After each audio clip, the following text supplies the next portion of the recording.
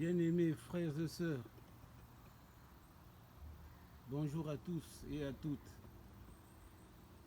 C'est moi, c'est Gilbert, pour tous ceux qui me suivent et qui me connaissent déjà. Quant aux nouveaux qui viennent sur mon site, je vous prie d'y rester. Il y a beaucoup de choses à apprendre dans ce site. Beaucoup de choses relatives à une expérience professionnelle, une expérience de vie, une réalité objective.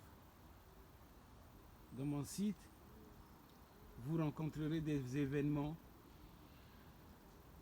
qui retracent la vérité et non le mensonge. Voilà, aujourd'hui, je me suis déplacé, je suis venu jusqu'ici pour vous présenter une église abandonnée, pas, qui est déjà détruite, une église en ruine. Voilà cette église que vous voyez devant moi, qui a servi des âmes. Aujourd'hui, elle est en ruine. Elle est en ruine. Elle est abandonnée. Et ça fait longtemps qu'elle est dans cet état-là. Je me souviens encore, il y a peut-être 2-3 ans de cela, j'étais ici. J'étais venu ici à la connaissance de cette église et j'étais triste de la voir dans cet état. L'église abandonnée. Cette église que vous voyez qui a servi à beaucoup de gens, beaucoup de personnes qui se sont fait baptiser ici, beaucoup qui se sont fait enterrer en passant par cette église. Quelle tristesse de voir cette église dans cet état. Voilà, on n'y peut rien.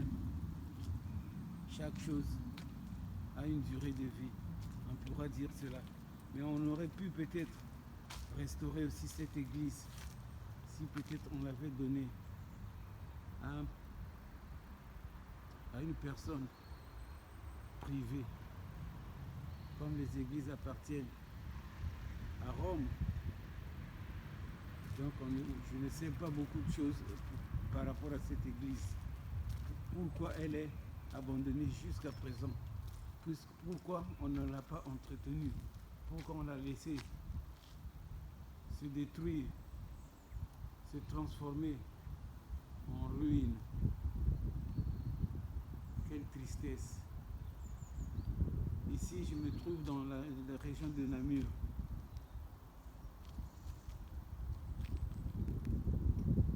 Plus précisément dans la commune de Tamine, probablement. Oui, Tamine, si je ne me trompe pas. Cette église qui a servi des âmes. Cette église se trouve à un endroit aussi très spécifique. Dans cet environnement, il y avait eu l'exploitation du charbon dans des années 1930, voire à 1960, lorsqu'on a aboli l'exploitation du charbonnage ici. Donc ça veut dire que beaucoup d'étrangers qui travaillaient dans les centres de charbonnage, beaucoup aussi, nombreux aussi, se sont fait peut-être baptiser ici, ont fait baptiser leurs enfants ici, et ayant été enterrés en passant par cette église que nous voyons maintenant, qui se trouve en ruine. Une église abandonnée, qui est devenue un repère, un refuge pour les pigeons et d'autres animaux, des bestioles, et plus que ça peut-être, je pourrais dire. Voilà comment elle est, dans quel état cette église se trouve. Elle est en ruine. Rarement j'ai vu dans cet état une église en ruine aussi longtemps. Et peut-être c'est un problème de moyens financiers pour pouvoir restaurer cette église. ou bien c'est une négligence seulement de la part des responsables qui auraient pu mettre la main dans les poches pour pouvoir restaurer cette église ou permettre à ce que cette église passe dans les mains d'un particulier ou d'un groupe social pour pouvoir être restaurée normalement. Cette église en ruine. C'est triste. Vous voyez bien comment elle est. Je ne voudrais même pas dire dans quelle petite ville elle se trouve, le nom de la ville, mais regardez seulement comment elle est l'église, qui a servi longtemps, qui a servi des âmes. L'église dans laquelle beaucoup de personnes qui aujourd'hui, qui sont encore vivants, ont été baptisés, avaient prêté serment, ont prêté serment. Voilà, cette église.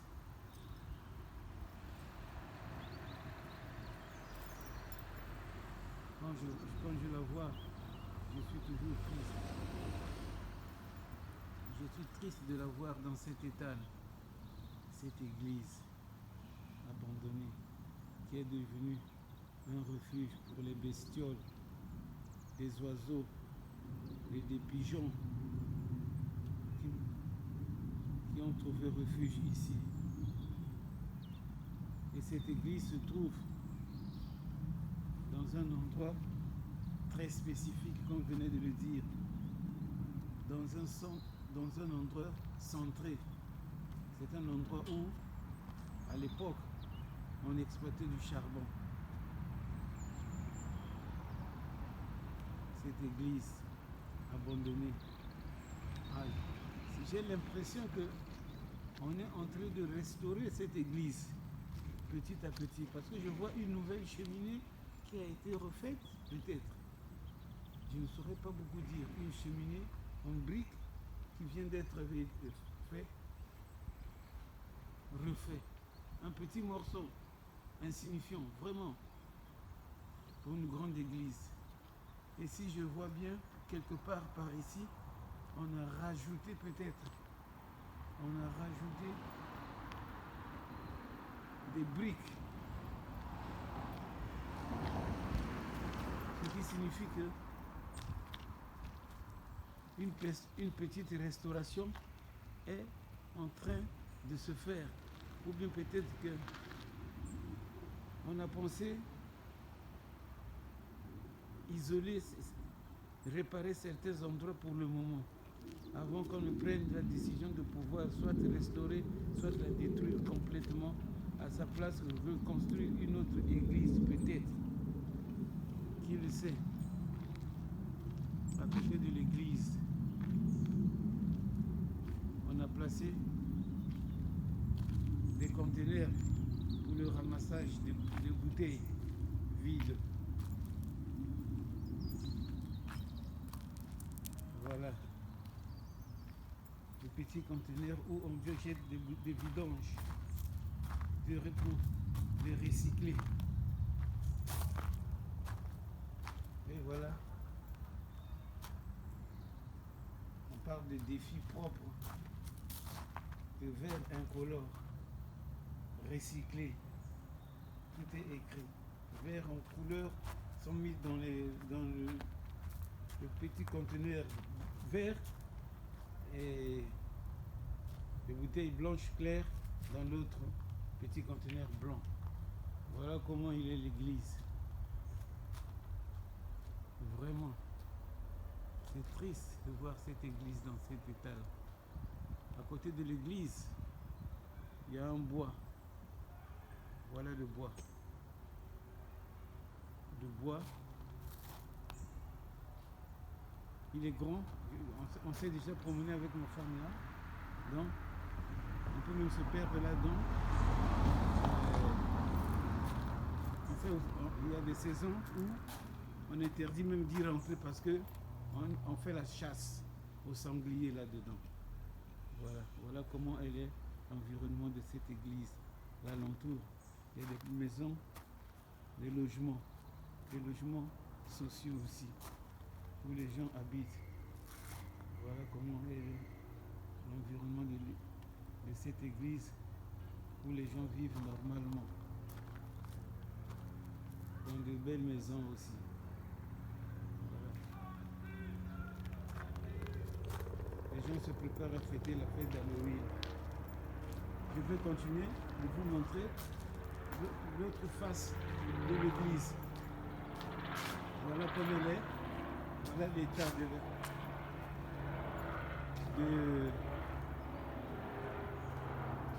de l'entrée de l'église, qui n'est pas l'entrée principale probablement. Voilà.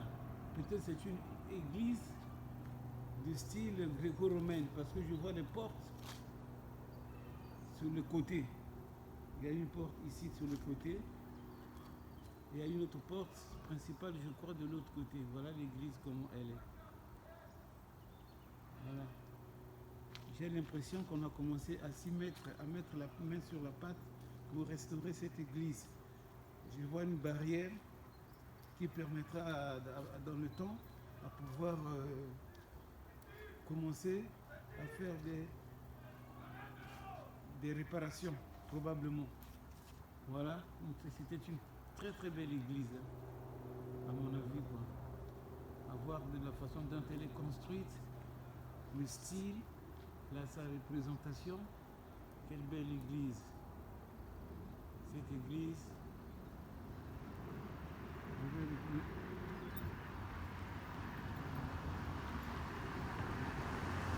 la voir, cette église, j'ai des larmes aux yeux. Parce que cette église ne devait pas se trouver dans cet état-là, avec tous les moyens que nous avons. Dans notre pays, on n'aurait pas dû laisser cette église-là se transformer en une église de ruines comme ça. Vraiment, probablement il serait question d'une restauration qui nécessiterait beaucoup de moyens financiers. L'église, on a même isolé, on a mis les barrières métalliques probablement pour que les gens ne se rapprochent pas. Peut-être qu'ils tombent des pierres, des briques. Voilà. En fait, nous contournons cette église pour voir faire le tour de l'église. Voilà l'église. Peut-être que je pense qu'il y a des arbustes, des arbres, du parking qu'on aurait dû peut-être, des arbres qu'on aurait dû peut-être abattre, ou bien ces arbres-là permettre une vue beaucoup plus acceptable pour l'église. Je vous montre l'église, je ne saurais pas bien vous montrer mieux que... Voilà, même à cet endroit-ci, si je vois bien, on a rajouté de nouvelles briques pour isoler l'église. Là, par exemple, il y avait une porte principale, je me souviens, il n'y a pas très longtemps, mais on l'a fermée maintenant. On l'a isolée, donc c'est peut-être, comme je vois, vous voyez aussi avec moi, c'est pas facile. Voilà, un peu plus haut. Ah, je vois maintenant Jésus, le Fils, l'enfant de Dieu, le Christ notre Seigneur. Voilà. Là, je vois. C'est pas facile de vous montrer, mais j'ai l'impression que j'ai l'image de Jésus plus haut à cet endroit. Vraiment, je vois de la statue de notre Seigneur Jésus-Christ, Fils de Dieu. Voilà. Je ne sais pas comment bien montrer cette statue. Plus ou moins, je crois que vous la voyez aussi, comme je vais vous la montrer. Voilà. Je vais essayer autrement, mieux encore chercher à voir cette statue. Par ici, je ne sais pas la voir. Voilà. On l'a probablement vu. Voilà, on va essayer de continuer à vous montrer l'environnement de cette église. C'est un bel environnement. Maintenant que sur les arbres, il y a encore des feuilles. Donc on ne sait pas voir les... Comment on appelle ça? les endroits où on avait exploité le charbon, comme les sites d'exploitation de charbon. Mais je vois un peu plus loin là-bas, si vous pouvez voir aussi avec moi, il me semblerait qu'il y a des montagnes de débris de charbonnage qui sont toujours encore restés présents dans le site. Voilà, si on voit bien un peu plus loin, je vois qu'il y a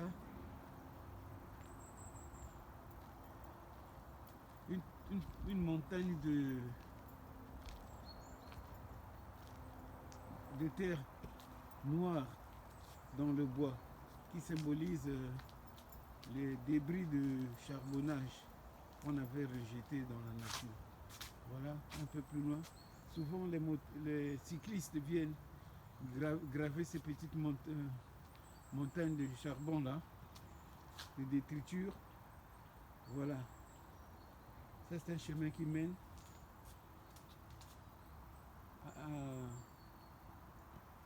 vers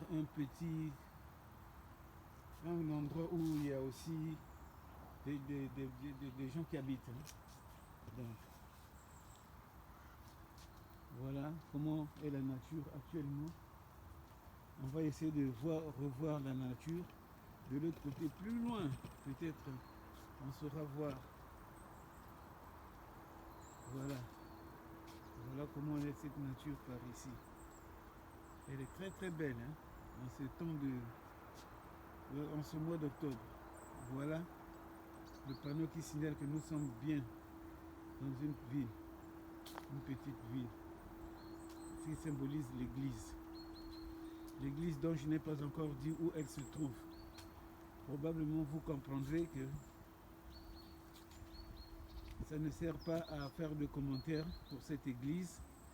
C'est l'église du Seigneur, donc je ne voudrais pas vous dire où elle se trouve. Mais elle est là, non loin de là où j'habite. Donc voilà quoi. Voilà l'église, comment elle est. Comment elle est belle, elle est toujours belle. Et là-haut aussi je vois plus haut, c'est comme si on a aménagé quelque chose. On a mis des briques de couleur jaune. On a renforcé.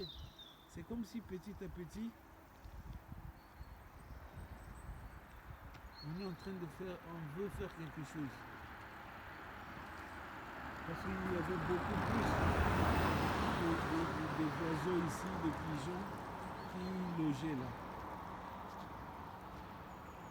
Mais quand je vois là où il y a le clocher plus haut, c'est vraiment... Il n'y a plus rien quoi. Vraiment cette église qui est très très belle encore, qui a servi à des âmes qui ne sont plus là, à nos parents, frères et sœurs. La voir dans cet état, c'est vraiment triste. J'espère qu'on pourra on va un jour restaurer cette église-là. Ou bien on va la détruire pour construire une autre église à cette place. À côté de l'église, nous voyons bien qu'il y a un petit centre de récréation pour les enfants, où les enfants peuvent jouer au basket, et puis au jeu, il y a des petits bancs. Et généralement, quand il fait beau temps, il y a du monde, il y a des enfants qui viennent jouer ici. Voilà, donc on a ça, ce qui donne même l'impression que l'église elle est encore vivante quoi. Voilà.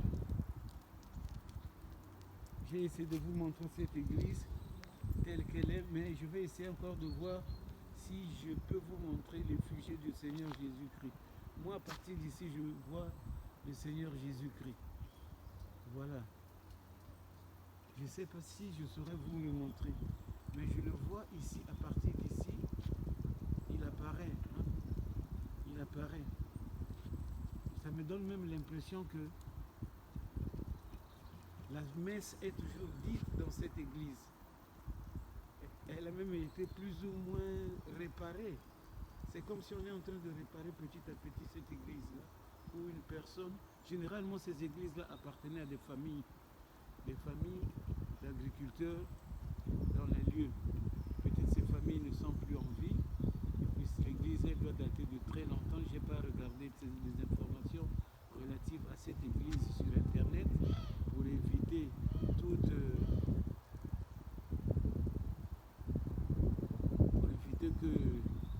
qu'il y ait un débat sur cette église. Voilà.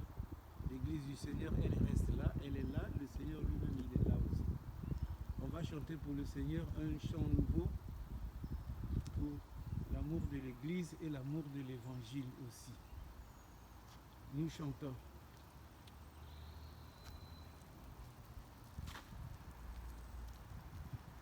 Dieu nous accueille en sa maison, Dieu nous invite à son festin, jour d'allégresse et jour de joie.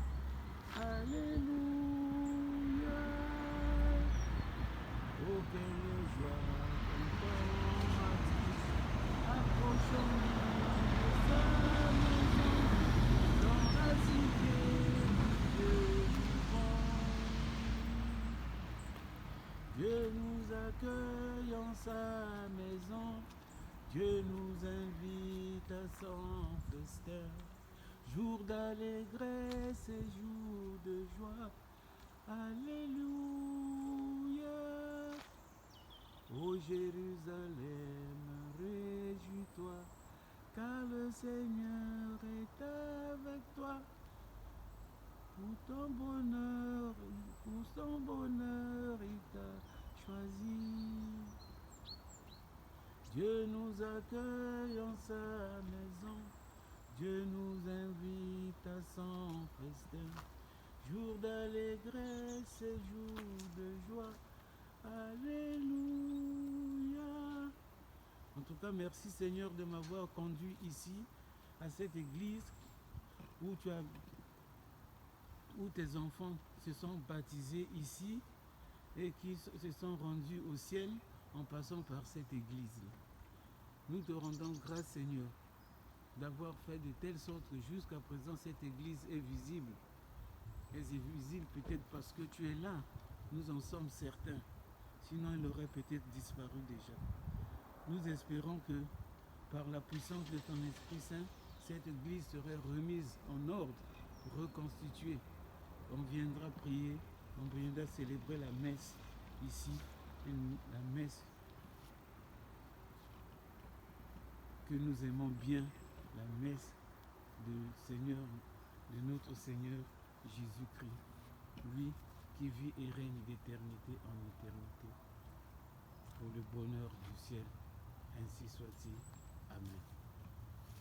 Et voilà, frères et sœurs, ceux qui me suivent, comme je vous l'avais dit tantôt, dans mon site, il y aura des activités relatives à la vie spirituelle, à la vie au quotidien, à des activités relatives à l'expérience vivante de chacun de nous. Mon expérience à moi, je vais partager avec vous, je l'ai promis, et c'est ce que je suis en train de faire. Tout ce que je peux récolter comme information pour partager avec vous, vous augmenter la foi, vous encourager dans vos recherches d'emploi, vous encourager à vivre la vie au quotidien, à ne pas se laisser emporter par les difficultés de tous les jours. Je suis avec vous, je voudrais partager quelque chose avec vous, cette chose qui est en moi, que le Seigneur a mis dans mon cœur, que moi je ne sais presque pas personnellement. J'essaie de tâtonner pour trouver quoi que ce soit, pour trouver le chemin par lequel le Seigneur voudrait que moi, je participe à la vie de son Église, à la vie des membres de son Église et à la vie au quotidien de tous les hommes de bonne volonté qui veulent que la vie ne s'arrête pas, la vie continue toujours à donner du fruit, à porter du fruit, à porter de la joie. Et nous espérons que ce serait toujours comme ça. La vie restera vie et nous nous réjouirons toujours au nom de Jésus le Christ, notre Seigneur. Ainsi soit-il. Voilà, frères et sœurs, ce que je voulais vous montrer aujourd'hui de manière un peu triste. Voilà. Comme je vous l'avais dit au départ, les vidéos que je vous présente, ce sont des vidéos qui se filment sans modification, sans changement, sans montage. Ce sont des vidéos vraies telles qu'on les filme. S'il y a des erreurs, s'il y a des fautes, s'il y a des choses qui s'échappent, c'est pas grave. C'est l'Église, c'est comme ça. Voilà. On doit rester vrai, on doit être beaucoup plus de la réalité et de la vie des gens. Voilà l'Église.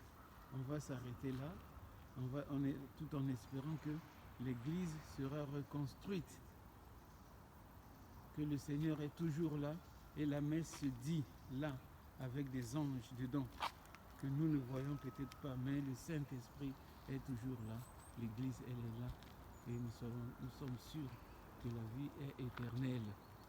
Voilà. Merci pour tous. Merci à tous et à toutes. Likez cette vidéo, partagez cette vidéo. Croyez que cette vidéo est une vidéo qui augmente en nous la foi, le courage, la motivation de pouvoir chercher toujours des images qui nous renforceront à croire, à espérer à la vie au quotidien de toute personne, quel que soit son niveau financier, son niveau de pauvreté ou de richesse. Que cette vidéo nous éclaire, nous mène vers l'assurance que ce sont les hommes qui font l'histoire. Et l'histoire se continuera toujours et ne s'arrêtera jamais. Voilà, merci. En tout cas, ciao. Likez cette vidéo.